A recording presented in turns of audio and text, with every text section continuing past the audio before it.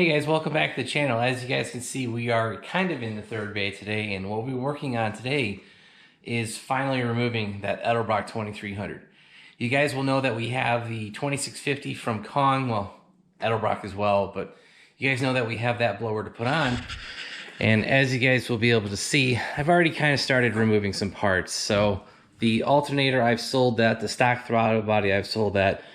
This is a Chinese 102 that won't work because the motor's bad, the wiring's backwards. We've done multiple videos on that. So today's goal is to basically get the supercharger off the car and into these boxes. These are the original boxes that the Eforce came in. So in order to start that, we're gonna have to get the car kind of up in the air. I wanna get a drain bucket up underneath the tank. And if you guys will remember, we put that drain right there. I'm not sure if you guys can see that. We're gonna use that drain to hopefully drain the blower out of all of its coolant. If we have to, I will turn the car up, hook the battery back up, turn the car on, put it on accessory mode, and basically turn the pump on, and that will basically pull all the fluid out of the blower into this tank and down into the drain. All right, you'll notice that I have the car up on the lift. I've got a drain bucket underneath there. I've removed the lid from the Motion Raceworks tank lid. And yeah, I basically just need to get under here and open this valve. As you guys can see, the hose is draining out here back besides the side skirt. And yeah, I think this is gonna be a pretty slow process because if I remember correctly, this is like I think it's a -8 or -10. I don't remember what size, but the hose coming out of the tank isn't that big. I think it's only like, it might be an 1/8 inch, 1/4 inch, something like that. So it's not the biggest hose. All right, guys, that worked out pretty well. We've pretty much drained the tank. It's still getting some flow. Oh, it sounds like it's slowing down now. I actually put the car in accessory mode, and that actually fired up the water pump for the supercharger. Actually, you guys can see that up here. It's the EMP pump down here. And I've got that wire to switch on with the switch 12 volt source. So gave it power. It pumped a little bit more, but I think that should be it. Now, I'll be honest, guys, I'm pretty sure there's still going to be coolant in the radiator. Actually, you guys can see that right here. There'll be coolant for the heat exchanger for the supercharger system, and I really honestly doubt that I got all the coolant out of the blower itself because, you know, the bricks are up here, the lines are higher than the bricks, so I'm pretty sure there's still going to be some coolant within those bricks. All right, guys, we pretty much got everything on the passenger side off except for the fuel rail, and I have loosened up the PCV system, so that's all good to go.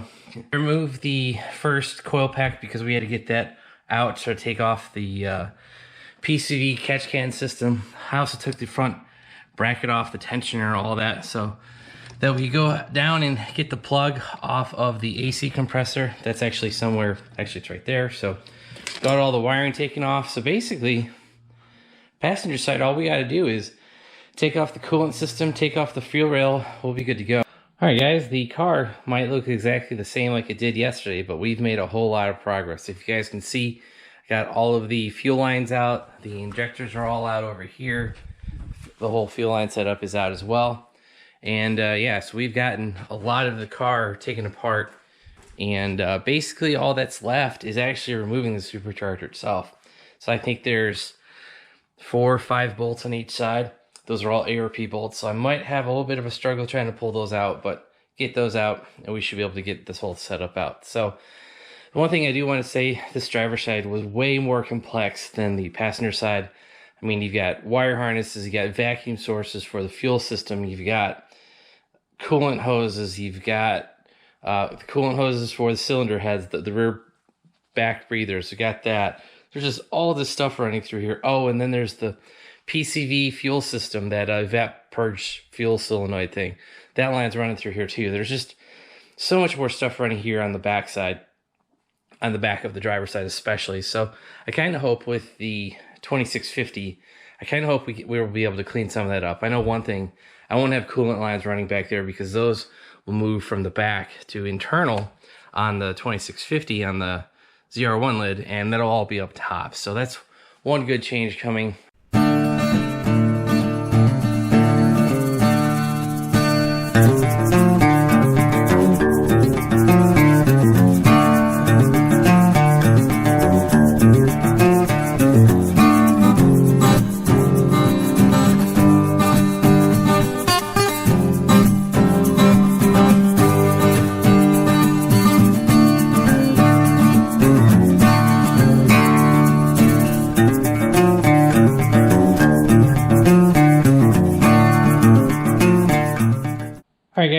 see, we got the supercharger out. It's actually over here in my drain pan. I need to make sure that there's no coolant in there still.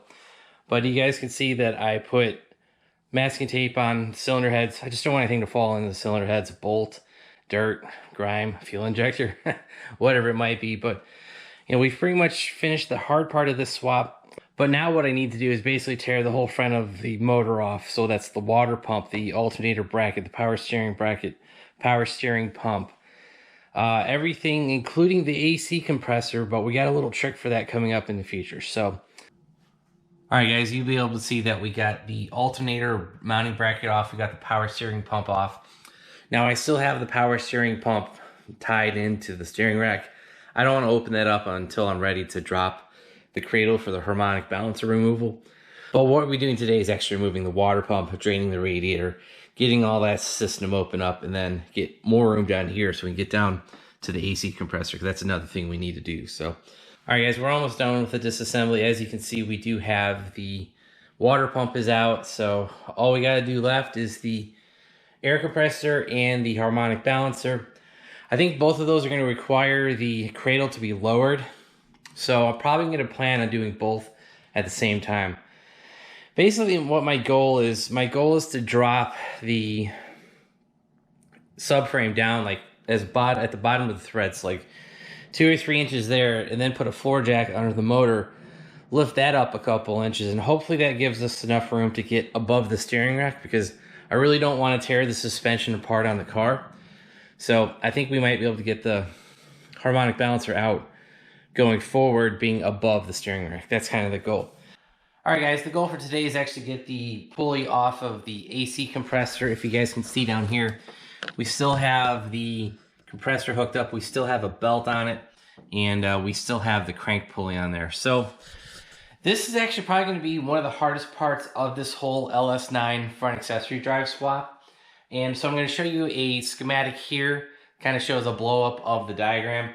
And basically what it is, there's an outside bolt, there's an inside clip that you've got to remove, and then I think the pulley will come off. So that's pretty much how this setup is. It's probably the most difficult thing. I mean, as you guys can see, you know, the power steering, the brackets, the water pump, the tensioner, all that stuff was pretty simple, but I think this AC compressor pulley is going to be the hardest, and then the harmonic balancer itself is going to be the second hardest thing. So I still have to pull off that harmonic balancer or crank pulley, whatever you want to call that, but I need to go get the tools for that. So probably going to leave that for tomorrow. All right, guys, so what I thought was a 10mm bolt is more like a T30 Torx, something like that. So yeah, it's round.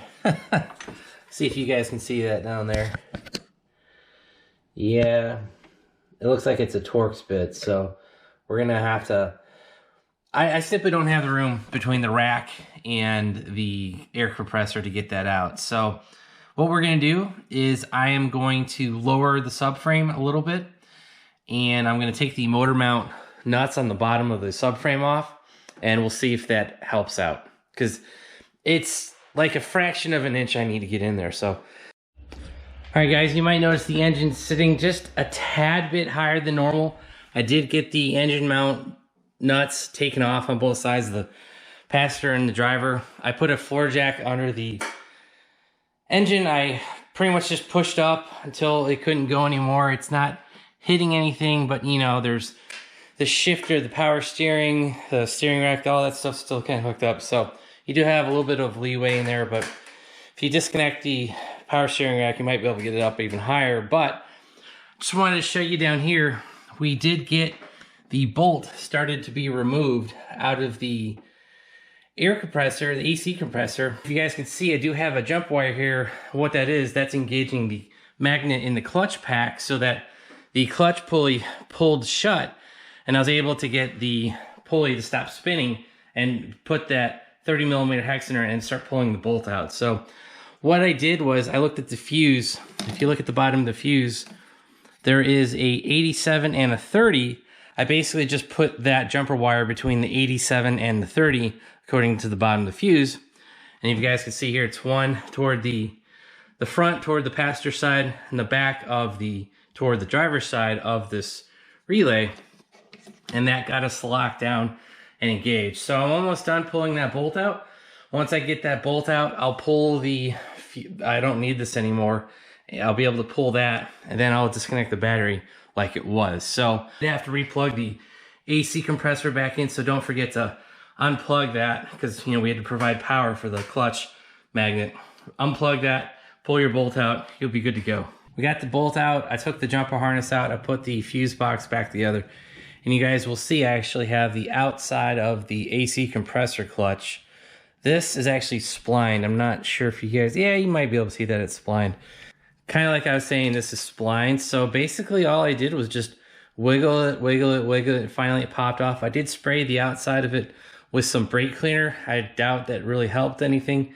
But I also put a screwdriver between the outside of this, you know, clutch pack that slides in and the pulley that's down there. And I kind of just, you know, made a little bit of space, turned it, made a little bit of space, made a, you know, turned it, made a little bit of space, and finally I was able to get my hands kind of on it.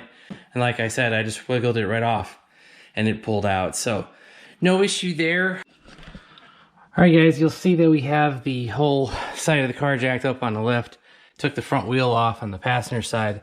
And you'll see there's these two holes here. That's actually where the lower AC compressor mounts were, the bolts that go for them. They're 15 millimeter. You'll see there's one right behind the ABS plug, and there's one right here, right behind the brake line. So took those out. Yeah, I take the wheel off to get back here. And now the AC compressor is kind of just floating in its bracket. I'm going to pull it off and pull it toward the front of the car. All right, guys, well, this is going to look kind of insane, but I managed to drop the whole front suspension. So what I did was disconnected the upper control arm, disconnected the lower shock bolt, and dropped it down. I also removed the subframe to frame out those bolts, so I loosened all that too. Now, there is a floor jack under the subframe. There's also a floor jack under the motor. So, and as you can see, I finally have good access to the AC compressor. Now, I actually need to remove the harmonic balancer as well. So this is kind of a twofold teardown, if that makes sense. I would not have dropped the subframe for the air compressor itself. I would have dropped it for the harmonic balancer. Now, as you guys can see, the harmonic balancer, I might need to lower the driver's side as well a little bit, but basically we're going to pull the balancer above the steering rack. So I did this to avoid pulling the steering rack out of the car. I'll be honest, guys, it almost seems just as much work. However, the fittings on the steering rack on the driver's side are completely insane to do. And I fought that tooth and nail. So I saw this, they said it takes less than an hour. I think I've been out here a little bit longer than that, but yeah, so the subframe's down. Oh, I wanted to say, nothing's under tension. The brake line is loose. The controls, the ABS, all the sensors, nothing is super taut. And the caliper's sitting on the floor. So we're good to go. I just wanted to reinforce that so it doesn't look like we're stretching anything out. I did disconnect the ABS pump, so the ABS pump's kind of stuck. I don't think it's in the car, but it's up there. So that mount is loose. We disconnected the sway bar. We also disconnected the power steering cooler. You guys can see all that. So everything is loose that needed to come apart. So now I finally have access to get this AC compressor pulley off. All right, we're going to continue the pulley removal by taking it off from the top, pull it up toward us, and then on the bottom here, if you guys can see, we have direct access to the bracket that's on the side of the block. So I think that's a 15 millimeter bolt. That should pull off, and we'll be able to swap the LS3 for the LS9 AC condenser bracket. All right, guys, you can see I have the AC compressor off. It's still connected to the car. We haven't cracked any lines open or anything like that, but you guys can also see I have a 3-jaw puller on there. Well, that's because this outer pulley is not wanting to come off. There are 2 snap ring clips that you have to take off from the inside, and having access from the top is a lot easier than from the bottom of the car. So I got those out, but like I said, the pulley is just not wanting to come off. So thankfully I've got this 3-jaw puller. I already got like 3/4 of the way off. It's just that last little bit, it won't come off. So I'm gonna use the puller, tighten this off, and I should be able to get the outer pulley off. And I think the electromatic will come off right behind it. I'm not quite sure how that's gonna come off, but once we get this outer pulley off, the inner pulley as far as I know, it's not connected. You know, the electromagnet. I don't think there's any other clips holding it on. So hopefully, once we get these two separated, the inner will come off as well. All right, guys. So there is the AC condenser pulley. Here's the 4 rib. You know you're swapping that out for the 6 rib with the LS9 conversion. Just be aware, there are 3 snap rings. There's a larger one on top. There's a smaller one in the middle. Once you get this pulley off, there's another snap ring here holding in the electromagnet. If you guys look at the snout of the AC compressor, obviously we need to clean that up, but there's at least 2, there should be 3 rings in there, or 3 grooves for those snap ring pliers. The biggest one is for the electromagnet. The second biggest one is on top. All right, guys, so we got the electromagnet mounted, we got the 6 rib pulley mounted, and everything went in pretty smooth. Did have to tap it on with a rubber mallet. It wasn't very heavy, just light taps, and you know, that bearing got onto that machine surface down here. The only thing I don't have is the inner snap ring, which is kind of weird, but the other 2 came with the kit. The inner one, I didn't get one, so I don't know, maybe I didn't need to pull it to remove the pulley, but I need to find it. It flew off somewhere down in the engine bay or under the car, so I need to find that 3rd snap ring. We'll get that installed, and we will be done with the 4 rib to 6 rib conversion on the AC compressor. All right, guys, I had mentioned that I had lost one of the snap rings, and that's true, I never found it. So what I ended up doing was I went to Harbor Freight and picked up this 300-piece internal snap ring set, because that's going to be the small one that's inside of the bolt hole. And I just found the nearest one that fit.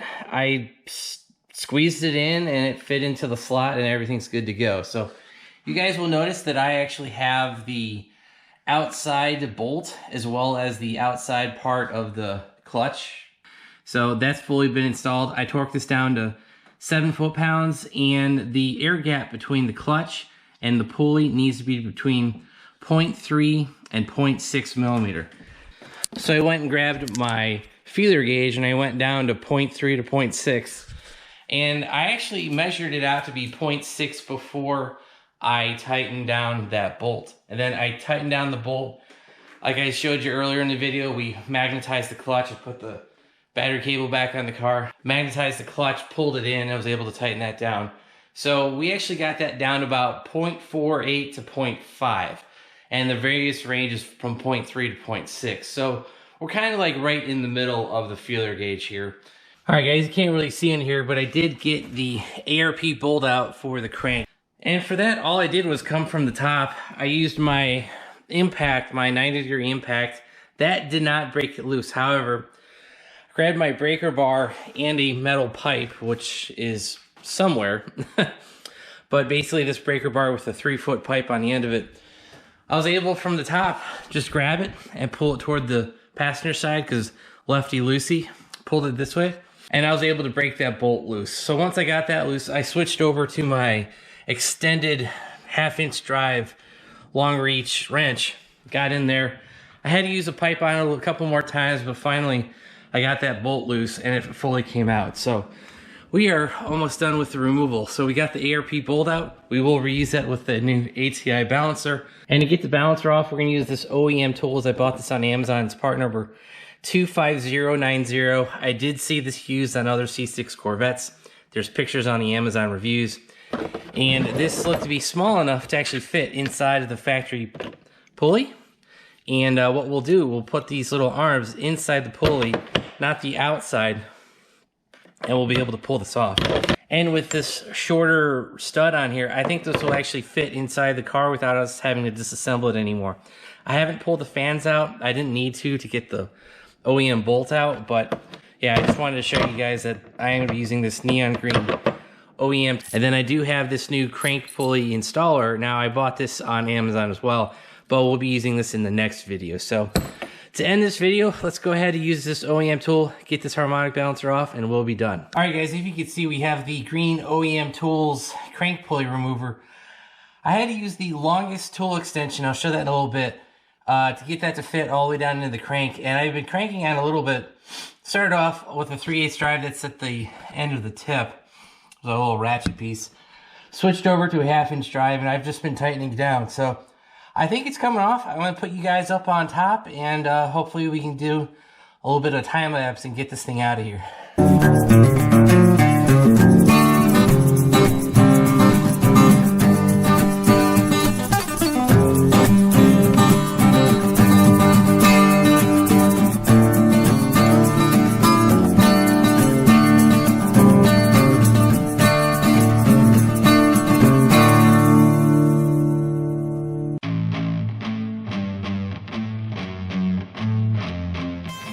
The pin spot is right there.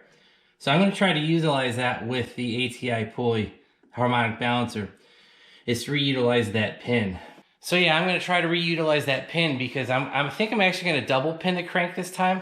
One on one side, then 180 degrees on another side. That's, you know, just be careful.